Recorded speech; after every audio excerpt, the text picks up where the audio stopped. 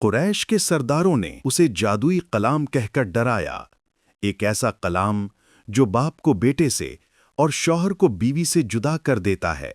وہ ایک قبیلے کا سردار تھا، ایک عظیم شاعر جو لفظوں کی طاقت کو پہچانتا تھا۔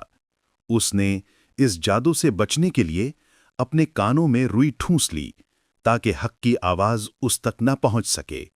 لیکن جب تقدیر نے اپنا فیصلہ سنایا اور اس جادوئی کلام کے چند الفاظ اس کے کانوں تک پہنچے تو کیا ہوا؟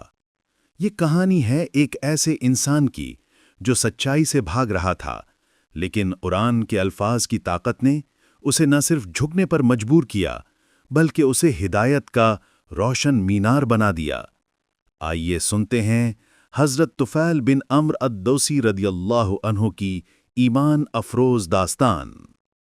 حضرت طفیل بن عمر دوسی رضی اللہ زمانہ جاہلیت میں قبیلہ دوس کے اشراف اور سرداروں میں ایک ممتاز سردار تھے، اور عرب کے چند گنے چنے بہادروں میں ان کا شمار ہوتا تھا۔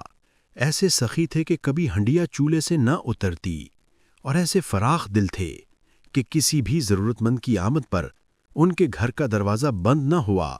بھوکے کو کھانا کھلاتے، خوف زدہ کو تسلی دیتے اور پناہ چاہنے والے کو اپنے ہاں پناہ دیتے۔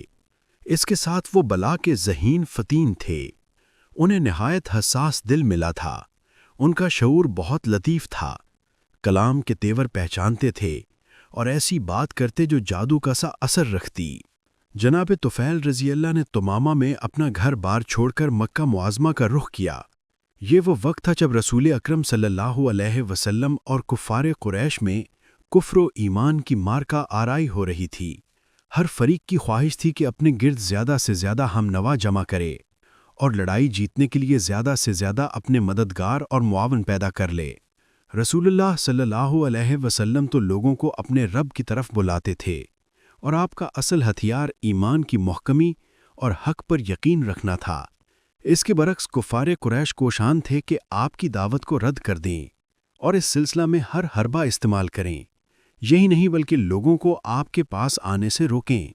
یہاں آ کر حضرت طفیل بن عمر رضی اللہ نے ایسا محسوس کیا کہ میں بغیر کسی تیاری کے غیر شعوری طور پر اس مارکے میں شرکت کر رہا ہوں، اور نہ چاہتے ہوئے بھی کفر و اسلام کی اس لڑائی میں کود پڑا ہوں۔ وہ مکہ معظمہ اس غرض سے نہیں آئے تھے، اور نہ حضرت محمد صلی اللہ علیہ وسلم اور قریش کی اس مارکہ آرائی کا خیال ان کے دل میں کبھی آیا تھا۔ اس وجہ سے حضرت طفیل بن عمر دوسی رضی اللہ کی ایک ناقابل فراموش داستان ابھر کر سامنے آتی ہے۔ یہ دلچسپ داستان سننے کے لائق ہے۔ حضرت طفیل بن عمر رضی اللہ فرماتے ہیں کہ جو ہی میں مکہ معظمہ پہنچا، سرداران قریش مجھ پر ٹوٹ پڑے۔ بڑی گرم جوشی سے انہوں نے میرا استقبال کیا اور بڑی ہی عزت افزائی کا ثبوت دیا۔ پھر تمام سردار اور مکہ کے معززین ایک جگہ جمع ہوئے، مجھے اپنے پاس بلا کر کہنے لگے، طفیل رضی اللہ، آپ یہاں تشریف لائے ہیں۔ یہاں ایک شخص نے بذام خود نبوت کا دعویٰ کر رکھا ہے۔ اس نے ہمارے خیالات کو چوپٹ کر دیا ہے، ہم میں پھوٹ ڈال دی ہے اور ہمیں پارا پارا کر دیا ہے۔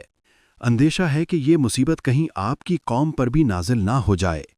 ہماری یہ مخلصانہ تجویز ہے کہ آپ اس شخص کو منہ نہ لگائیں، نہ اس سے کلام کریں اور نہ اس کی کوئی بات سنیں، اس لیے کہ اس کی بات میں جادو پاسا اثر ہے۔ یہ باپ کو بیٹے سے، بھائی کو بھائی سے اور خاوند کو بیوی سے جدا کر دیتا ہے۔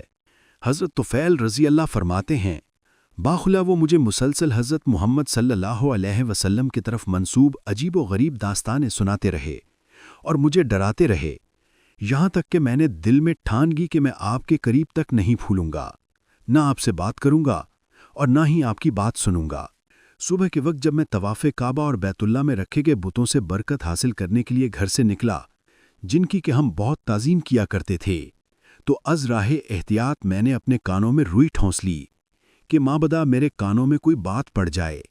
حضرت محمد صلی اللہ علیہ وسلم کعبہ کے پاس کھڑے نماز و عبادت میں مشغول تھے۔ ان کی نماز و عبادت کا انداز بالکل مختلف تھا۔ مجھے اس منظر نے گھائل کر دیا۔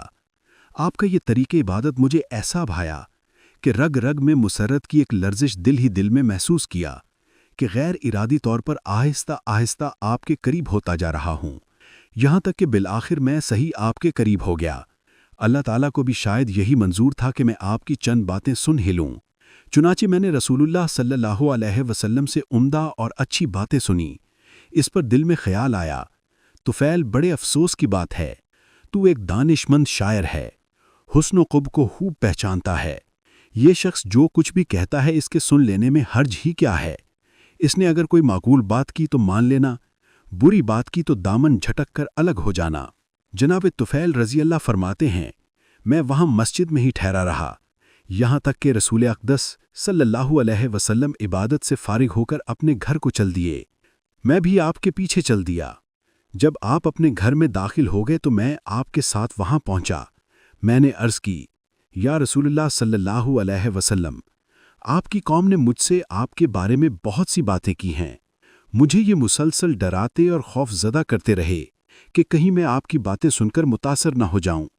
چنانچہ میں نے احتیاط کے طور پر اپنے کانوں میں روئی ٹھونس لی تاکہ میں آپ کی بات سن نہ سکوں، لیکن منشاء الہی یہ تھی کہ میں آپ کی باتیں بہرحال سنوں۔ واللہ میں نے نہ صرف آپ کی باتیں سنی بلکہ آپ کی ہر بات مجھے اچھی لگی۔ عذرائے کرم آپ مجھے اپنا پیغام سنائیں۔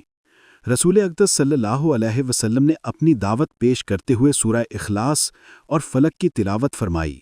باخدا اس سے پہلے نہ تو میں نے اس سے بہتر کوئی کلام سنا تھا اور نہ آپ کے پیغام سے بڑھ کر عدل و انصاف پر مبنی کوئی اور پیغام میرے کانوں میں پڑا تھا۔ اس موقع پر میں نے بیعت کی غرض سے رسول اللہ صلی اللہ علیہ وسلم کے آگے ہاتھ پھیلا دیا اور کلمہ طیبہ پڑھ کر اس بات کی شہادت دی کہ اللہ تعالیٰ کے سوا کوئی عبادت کے لائق نہیں، اور یہ کہ حضرت محمد صلی اللہ علیہ وسلم اللہ تعالیٰ کے رسول صلی اللہ علیہ وسلم ہیں۔ اس اقرار کے ساتھ میں دائرہ اسلام میں داخل ہو گیا۔ جناب طفیل رضی اللہ بیان کرتے ہیں، میں کچھ عرصہ مکہ معظمہ ہی میں قیام پذیر رہا اور اسلام کے احکام کی تعلیم حاصل کرتا رہا۔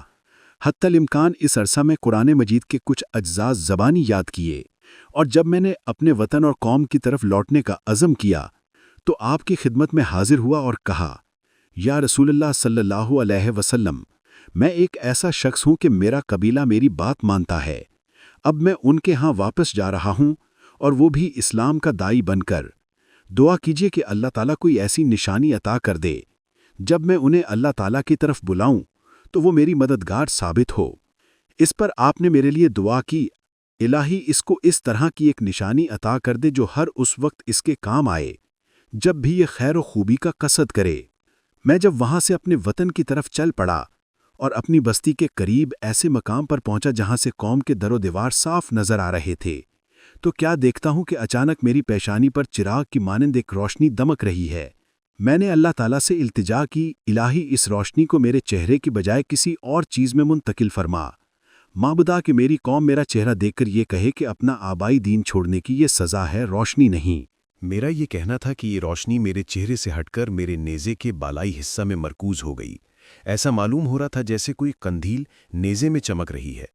اور جب میں پہاڑ کی بلندی سے نیچے اتر کر اپنی قوم کے پاس آیا تو سب سے پہلے مجھے ملنے کے لیے میرا والد آیا جو بہت بوڑھا ہو چکا تھا۔ میں نے کہا، ابا جان، مجھ سے دور ہی رہیں، میرا اور آپ کا کوئی رشتہ باقی نہیں رہا۔ باپ نے افسردہ ہو کر کہا، سخت جدائی ہے۔ میں نے کہا، میں مسلمان ہو گیا ہوں اور میں نے حضرت محمد صلی اللہ علیہ وسلم کے دین کی پیروی قبول کر لی ہے۔ باپ نے بیٹے کی بات سن کر کہا، بیٹے اس سے کیا ہوتا ہے، میں بھی وہی دین تسلیم کے لیتا ہوں جو تیرا دین ہے۔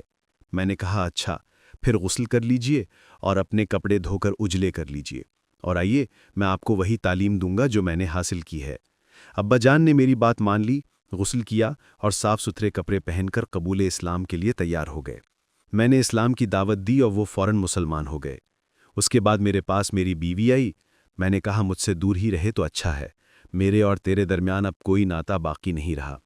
اس نے چونک کر کہا، میرے ماں باپ آپ پر قربان ہوں، یہ کیوں؟ میں نے کہا، ہم دونوں کے درمیان عقیدے کی دیوار حائل ہو گئی ہے۔ میں نے دین اسلام قبول کر لیا ہے اور حضرت محمد صلی اللہ علیہ وسلم کی پیروی قبول کر لی ہے۔ اس پر میری بیوی نے کہا، اس سے کیا ہوتا ہے، میں بھی وہی دین اختیار کے لیتی ہوں جو آپ نے اختیار کیا ہے۔ میں نے کہا، یہ بات ہے تو جاؤ اور ذوالشرا کے پانی میں غسل کر کے آؤ۔ ذوالشرا قبیلہ دوس کا ایک معروف بت تھا جس کے گرد ایک گڑھے میں پہاڑ سے پانی آ کر جمع ہو جاتا تھا۔ بیوی نے کہا، میرے ماں باپ آپ پر قربان ہوں، کیا آپ ذوالشرح سے ڈرتے نہیں؟ میں نے کہا ہرگز نہیں، میں کہتا ہوں جاؤ وہاں لوگوں کی نظروں سے اوجھل ہو کر نہا دھو لو، میں ضمانت دیتا ہوں کہ یہ گونگا بہرا بت تیرا کچھ بھی نہیں بگاڑ سکے گا۔ یہ حوصلہ افزا بات سن کر وہ گئی اور غسل کر کے واپس آئی۔ میں نے اس کے سامنے اسلام کی سادہ اور پرتاثیر دعوت پیش کی، جس کو اس نے خندہ پیشانی سے قبول کیا اور وہ مسلمان ہو گئی۔ اس کے بعد میں نے براہ راست قبیلہ دوس کو اسلام کی طرف بلایا۔ حضرت ابو ہریرہ رضی اللہ کے علاوہ ہر ایک نے اسلام قبول کرنے میں ہچکچاہٹ کا اظہار کیا۔ اس گروہ میں حضرت ابو ہریرہ رضی اللہ ہی تنہا ایسے سلیم الطبع شخص تھے جنہوں نے بنا کسی تعامل کے اسلام کا پیغام دل کی گہرائیوں میں اتار لیا۔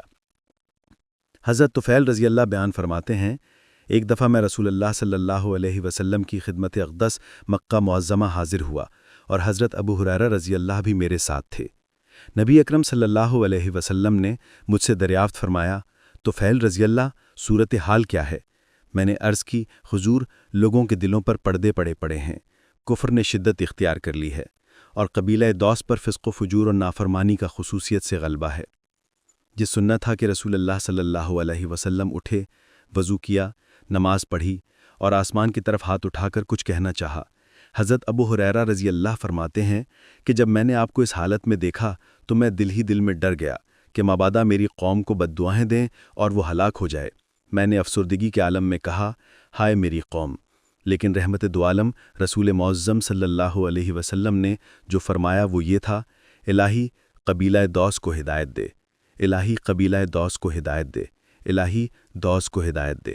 پھر آپ نے حضرت طفیل رضی اللہ کی طرف متوجہ ہو کر ارشاد فرمایا، اب آپ اپنی قوم کے پاس بے دھڑک جائیں، ان کے ساتھ نرمی کا برتاؤ کریں اور اسلام کی دعوت انہیں دیں۔ حضرت طفیل رضی اللہ بیان فرماتے ہیں، میں مسلسل سرزمین دوس میں لوگوں کو اسلام کی دعوت دیتا رہا، یہاں تک کہ رسول اللہ صلی اللہ علیہ وسلم ہجرت کر کے مدینہ منورہ تشریف لے گئے۔ یہاں فتح بدر، احد اور خندق جیسی ہولناک جنگوں کا آپ کو سامنا کرنا پڑا۔ اس کے بعد مدینہ منورہ میں حضور نبی اکرم صلی اللہ علیہ وسلم کی خدمت اقدس میں حاضری دی۔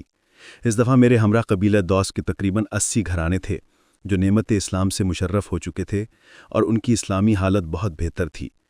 رسول اللہ صلی اللہ علیہ وسلم ہمیں دیکھ کر نہ صرف بہت خوش ہوئے بلکہ دوسرے مسلمانوں کے ساتھ خیر کے مال غنیمت سے ہمیں بھی مقرر حصہ دیا۔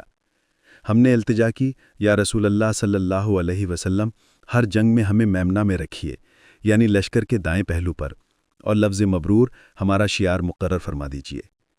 حضرت طفیل رضی اللہ بیان فرماتے ہیں، اس کے بعد میں رسول اللہ صلی اللہ علیہ وسلم کی صحبت میں رہا، یہاں تک کہ اللہ تعالیٰ کی فضل و کرم سے مکہ فتح ہو گیا۔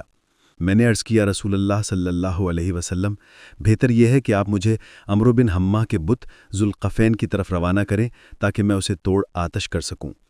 رسول اکرم صلی اللہ علیہ وسلم نے وہاں جانے کی مجھے اجازت دے دی۔ میں اپنی قوم میں سے ایک جماعت لے کر اس بت کی طرف چل پڑا۔ جب میں اور ساتھی وہاں پہنچے اور اسے جلا ڈالنے کا ارادہ کیا تو کیا دیکھتا ہوں، ہمارے گرد عورتوں، مردوں اور بچوں کی ایک بھیڑ جمع ہو گئی۔ یہ سب اس بات کے منتظر تھے کہ ہم نے ذوالقفین بت کو ذرا بھی نقصان پہنچایا تو آسمان سے بجلی گر کر ہمیں بھسم کر دے گی۔ ان بیچاروں کی موجودگی میں بت کی جانب بڑھا اور بت کے عین دل میں آگ بھڑکا دی۔ اس وقت میری زبان پر رجزیہ اشعار تھے جن کا ترجمہ یہ ہے، اے ذوالقفین، میں تیرے پجاریوں میں نہیں ہوں، ہماری پیدائش تیری پیدائش سے کہیں پہلے ہوئی، آج میں آگ تیرے دل میں بھڑکا رہا ہوں۔ یہ اشعار کہے اور اسے نظر آتش کر دیا۔ دیکھتے ہی دیکھتے آگ نے اس کو اپنا لقمہ بنا لیا اور یہ جل کر راکھ کا ڈھیر بن گیا۔ اس کے جل جانے سے شرک کی جڑ بھی کٹ گئی اور پورا قبیلہ اسلام کی آغوش میں آ گیا اور پھر اپنے حسن اسلام کا ثبوت بھی دیا۔ حضرت طفیل بن عمرو دوسی رضی اللہ نے آخر دم تک رسول اللہ صلی اللہ علیہ وسلم کا ساتھ دیا۔ آپ کے وصال کے بعد حضرت صدیق اکبر جب مسند خلافت پر فائز ہوئے تو حضرت طفیل بن عمرو رضی اللہ خلیفہ رسول صلی اللہ علیہ وسلم کی خدمت میں حاضر ہوئے اور یقین دلایا کہ میری ذات، میری تلوار اور میرا بیٹا آپ کی تائید و نصرت کے لیے وقف ہے۔ جب ارتداد کی جنگیں چھڑیں اور کفر و الحاد کا شعلہ بھڑکا تو حضرت طفیل بن عمرو رضی اللہ مسلمہ کذاب کے ساتھ جنگ لڑنے کے لیے مسلمانوں کے لشکر میں مقدمۃ الجیش کی حیثیت سے شامل ہو کر نکل کھڑے ہوئے۔ اس وقت ان کے ہمراہ ان کا بیٹا عمرو بھی تھا۔ یمامہ کی طرف روانگی کے سلسلے میں ابھی وہ راستے ہی میں تھے کہ انہوں نے ایک خواب دیکھا۔ اپنے ساتھیوں سے انہوں نے کہا، میں نے ایک خواب دیکھا ہے، میں اس کی تعبیر معلوم کرنا چاہتا ہوں۔ ساتھیوں نے دریافت کیا، آپ نے خواب میں کیا دیکھا؟ فرمایا میں نے خواب میں دیکھا کہ میرا سر مونڈا گیا ہے اور ایک پرندہ میرے منہ سے نکل کر اڑ گیا ہے اور ایک عورت نے مجھے اپنے پیٹ میں چھپایا ہے۔